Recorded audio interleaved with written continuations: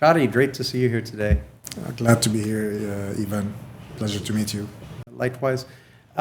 Let's start with some fairly straightforward things, but I think the audience is compelled by.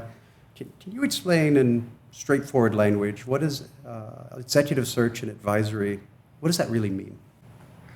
It's, I would say, the arts and science of identifying the leadership gaps organizations have between what they have today and what they need for tomorrow, and trying to identify how to close this gap by either developing or acquiring talent into these organizations. You, as advisory, executive search, and your clients, what are the archetypes, the personas of leaders that you are really seeking, that you think you need to have to make that impact here? Yeah. Look, let's start with agility, I guess, at large, and the learning capacity of the individuals we hire into, or even we develop within our client organizations. And what does that mean? I mean, we are facing unprecedented levels of growth, I think, even compared to pre-GFC levels. But also, a lot of our clients are seeking, specialized capabilities and ability to adapt to the many changes around them. I mean, this region has, still unpredicted, economic cycles that tend to be quite steep. And keeping up with that sort of, economic cycles requires a special type of person that's agile, let alone what everyone else across the globe is facing in terms of digital advancements and opportunities across the full spectrum of its functionality. Now, as a business leader, one of my number one challenges has been to find great talent to build my team. And as I looked both abroad to bring people here, I look as well very much at home because I need that institutional, regional knowledge. Yeah. But is there any one or two points that you think would really drive home that business leaders should be thinking about? No, I really the trust system in this region is different and quite important, right? I mean, and it's so relationship driven as well. I would say adapting to that trust system is very critical, and the perseverance.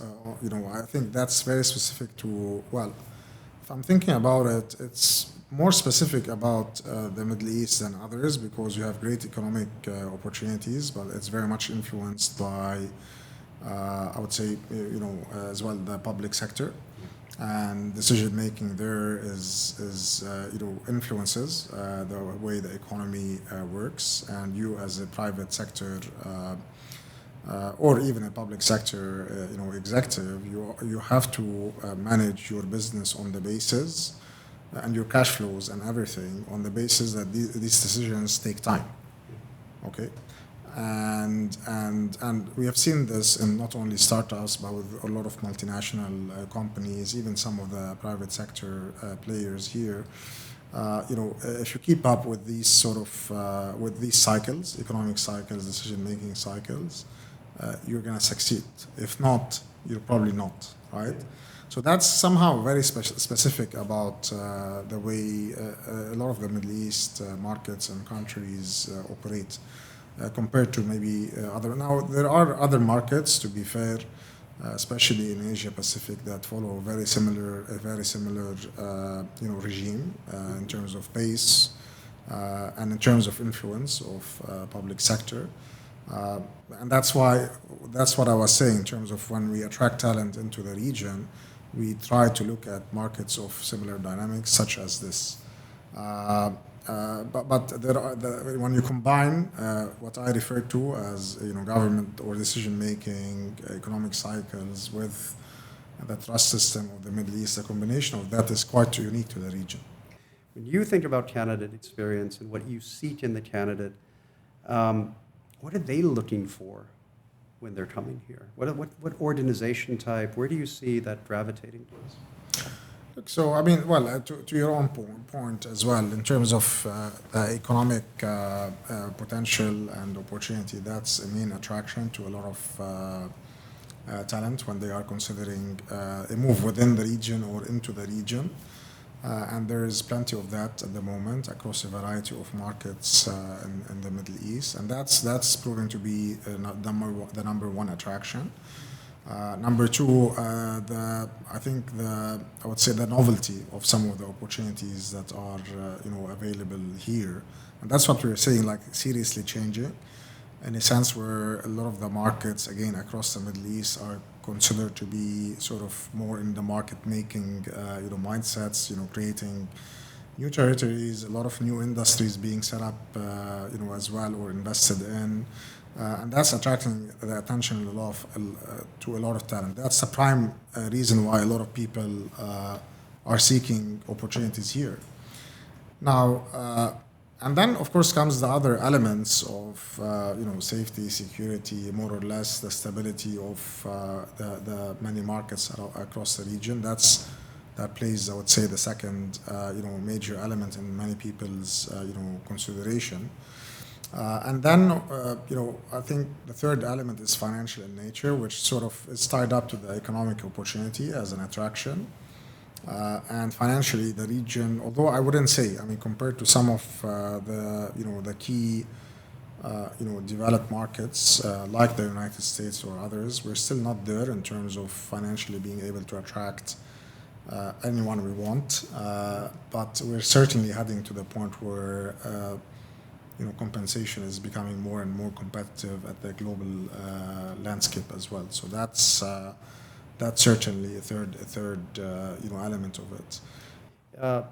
Looking at evolved ecosystems, mature ecosystems versus the evolving ones, where do you see the core differences in terms of you bringing high quality talent in?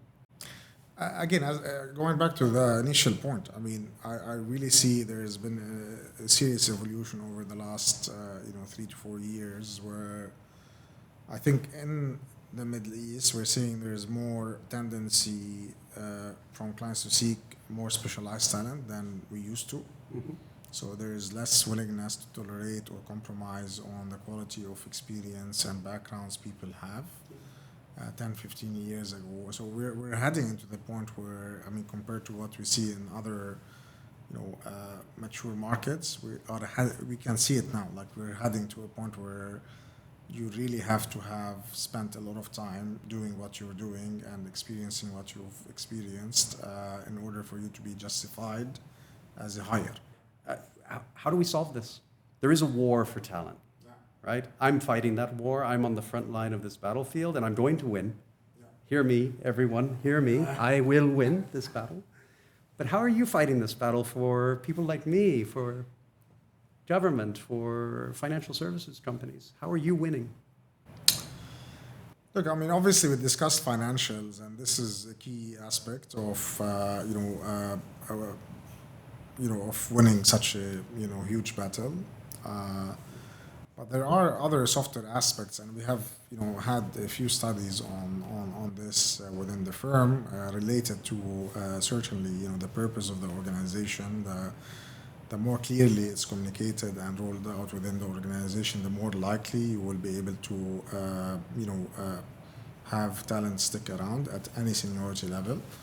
And I know it sounds too good to be true, but the reality is the numbers show that if you have the right culture, that's right, and this is supported by lengthy research processes that we have run ourselves with organizations, and this actually proves to be even more effective than the financial aspect, right? And properly compensating your talent. I don't want to undermine that. But what's even more critical, if organizations really work around, purposing or repurposing, communicating that properly internally, that's the key to retain talent for a longer period of time, followed by, not only attract and retain talent for a longer period of time. So, and so that's the one point I would add on compensation. Now, of course, to be honest, the ecosystem that you choose, and that's where we're seeing a lot of success in Dubai and maybe other places, for example, if you use the hedge fund example and why Dubai has attracted a lot of professionals into DIFC, it's largely related to the legal jurisdiction, which I referred to a little earlier.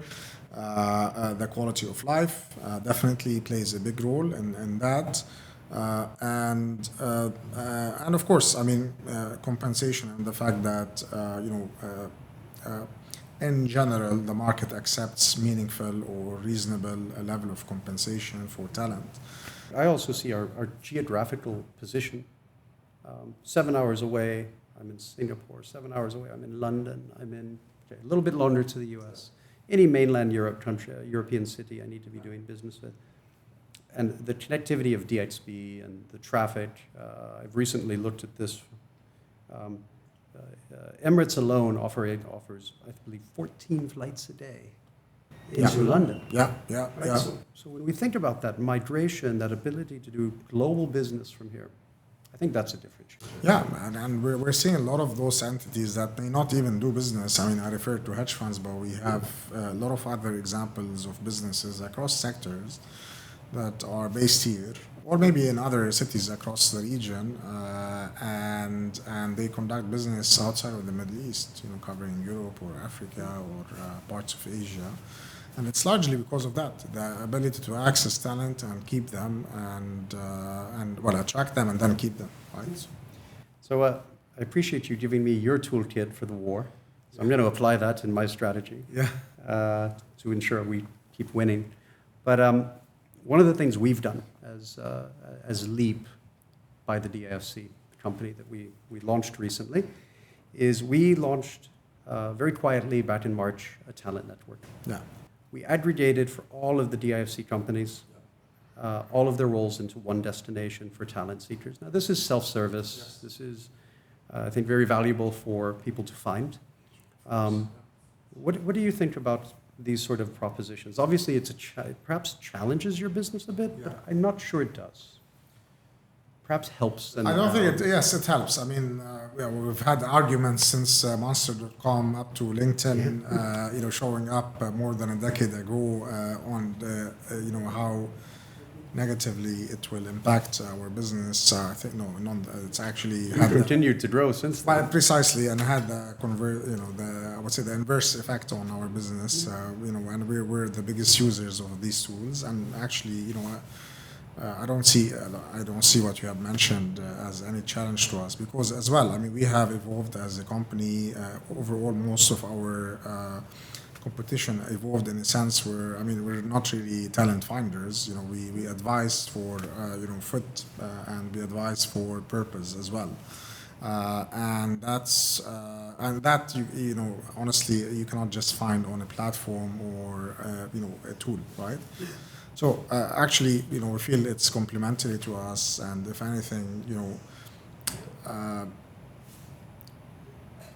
we need every possible way to make sure that the DIFC or other hubs in the region evolve into becoming global capabilities from a talent standpoint. But that is certainly beneficial to not only our business, but pretty much any business across the region. I'll wrap it up with one last question. A question that you may turn on your clients from time to time, as I discovered in looking at your background. But what do you want to be that you aren't yet? Individually or as a company? You decide how you answer that question. Look, I really think as a company, as a firm, as Heidrick and Struggles, we have evolved tremendously within the region and globally to become a comprehensive talent advisor. But I really think that we have to continue to do our best to our clients. And do we have always the right answers?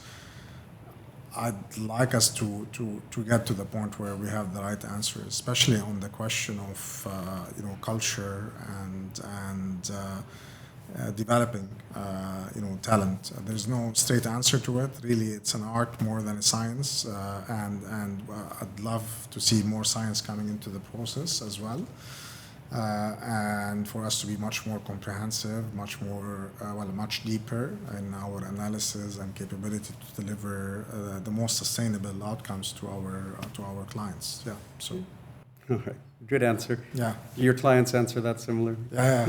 Well, I mean, look, I think we're actively taking steps towards this end. I think so, right? But we never take an answer as a final one as well. That's right. It's a So journey. we'd like to continue that overall. And to be honest, the bigger question is in the in the Middle East, right? I see it more as an aspiration and duty for us to continue striving for better and better outcomes for our own clients. So I think that's right. I looked at my own organization that way. We have a day one, stealing that phrase from Amazon, from Jeff Bezos, a day one mindset. It's always still day one. It's always day one. Because day two is stasis. And after stasis follows imminent demise. And so we have to keep evolving. We have to keep iterating. We should never be satisfied with the status quo. exactly. Awesome. Thanks again for coming. Well, thank you. Pleasure to have you here today. For the time and the opportunity, and I wish you all the best as well in your endeavors. For you. Thanks a lot. Take care.